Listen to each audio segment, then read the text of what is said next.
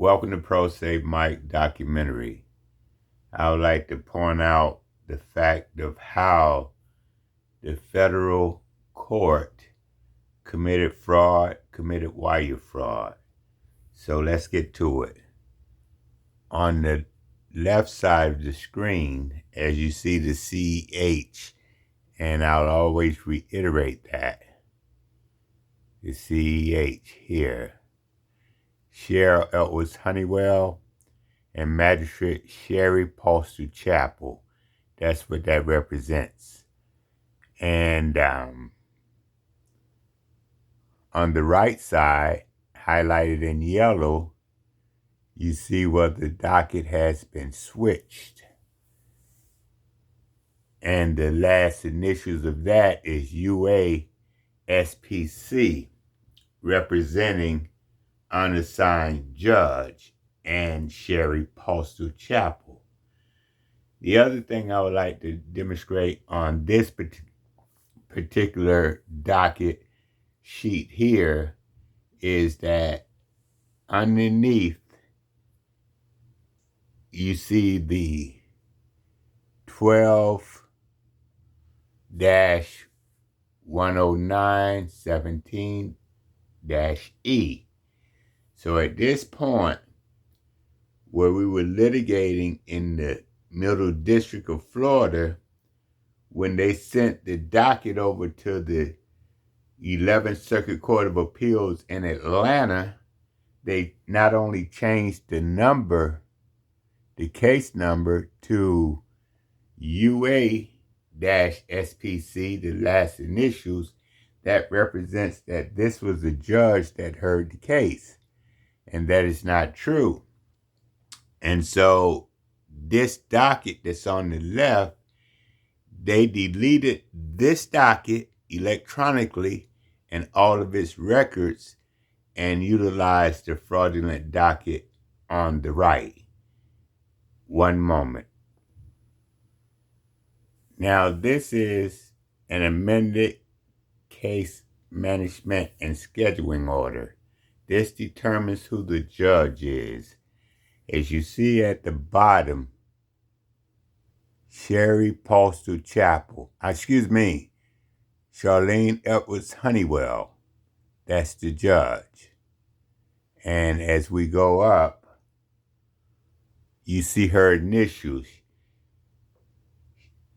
Charlene Edwards Honeywell and Sherry Postal Chapel. And so this determines who the judge is. Charlene Edwards Honeywell, and the magistrate behind her, the initials SPC, Sherry Postal Chapel. Now, moving right along.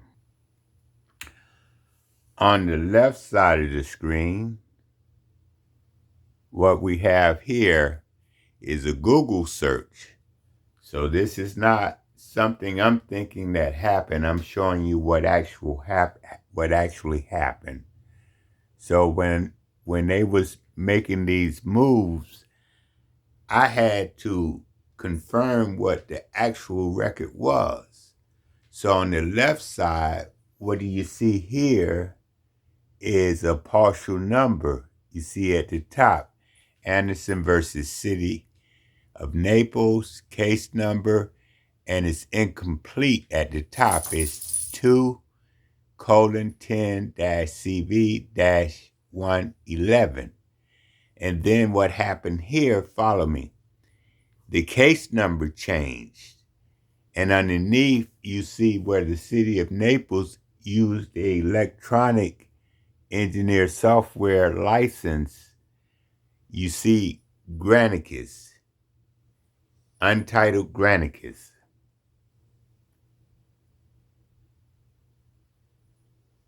And that's right up on the Anderson versus City of Naples.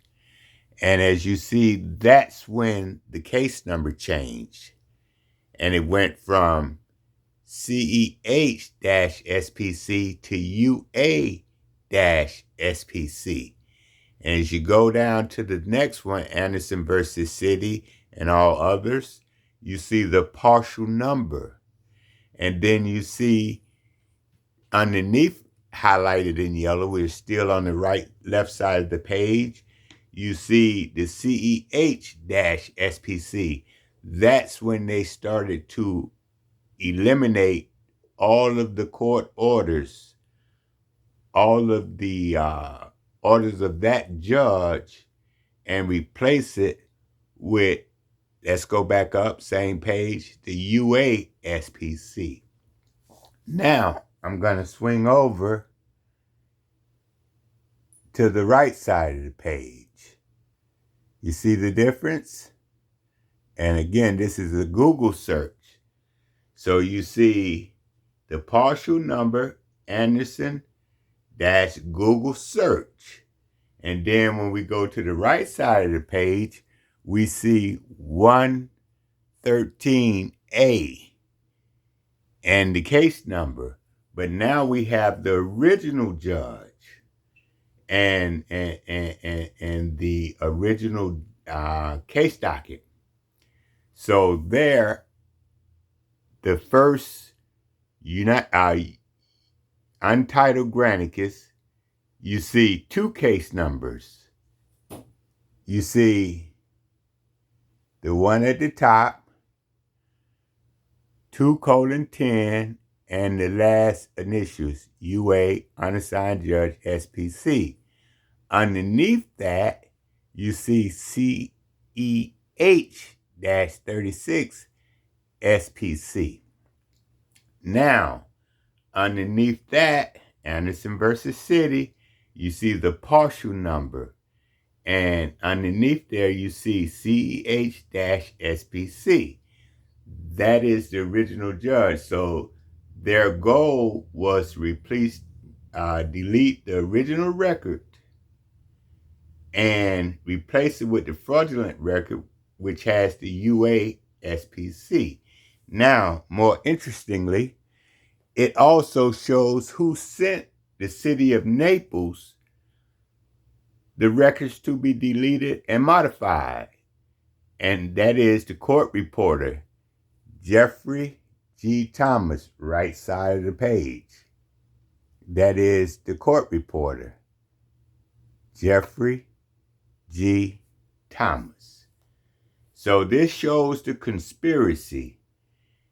The record was supposed to be forwarded to the 11th Circuit Court of Appeals, but instead they sent it to the defendants that were being sued. So far you have the City of Naples attorneys, you have the court reporter, and you have the magistrate judge. And just to throw it out there, underneath that where you see the U.S. government printing office, so my information went to the printing office as being a legitimate case that's stored in the government, federal government library. But we're not going to get into that right now. But what you see is two case numbers. Now, I like to add this.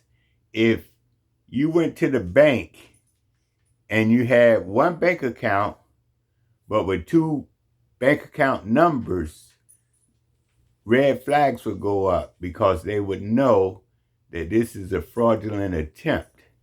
So, moving right along, on this side you have the CEH-SPC, and on this side you have a modified number to trump the CEH-SPC and replace it with the UA-SPC.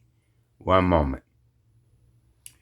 And so here's a page that, again, a Google search, and it was my responsibility to protect my own civil rights because the court had went rogue.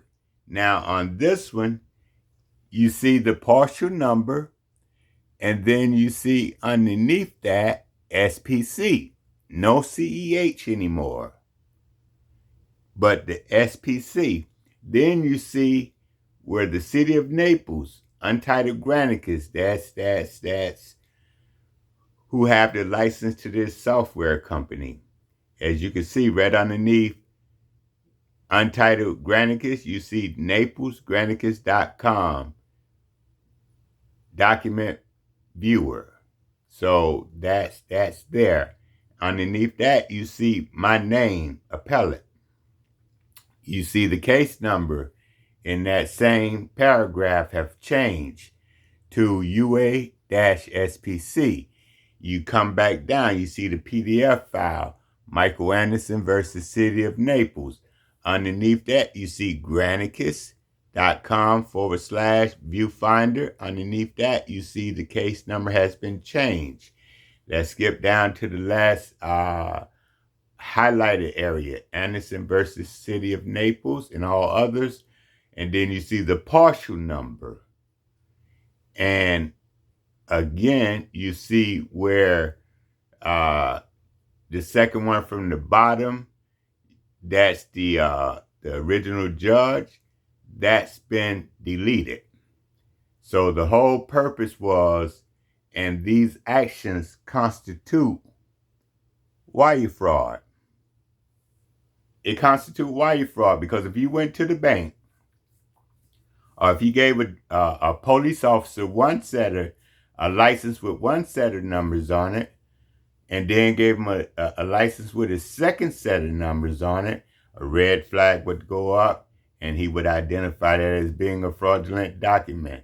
If the same holds true with your bank account, your social security number. And so this is my name. This is not their name. This is my name. And that constitutes fraud.